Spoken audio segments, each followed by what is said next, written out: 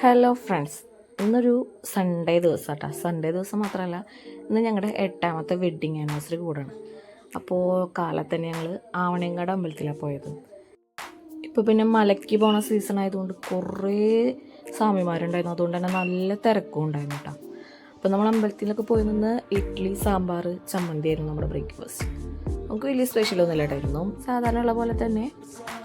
അപ്പോൾ രാവിലെ തന്നെ അതൊക്കെ കഴിച്ചിട്ട് ഞാനിന്ന് ഫ്രൈഡ് റൈസും ചില്ലി ചിക്കനും ആക്കാമെന്നാണ് വിചാരിച്ചിട്ടുണ്ടായിരുന്നത്.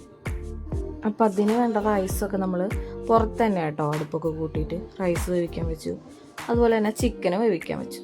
പക്ഷേ ചില്ലി ചിക്കനായി വന്നപ്പോൾ ഇതാണ് അവസ്ഥ. ഞാൻ എപ്പോൾ ചില്ലി ചിക്കൻ വെച്ചാലും എന്തേ ഈ കറി ടൈപ്പാവും.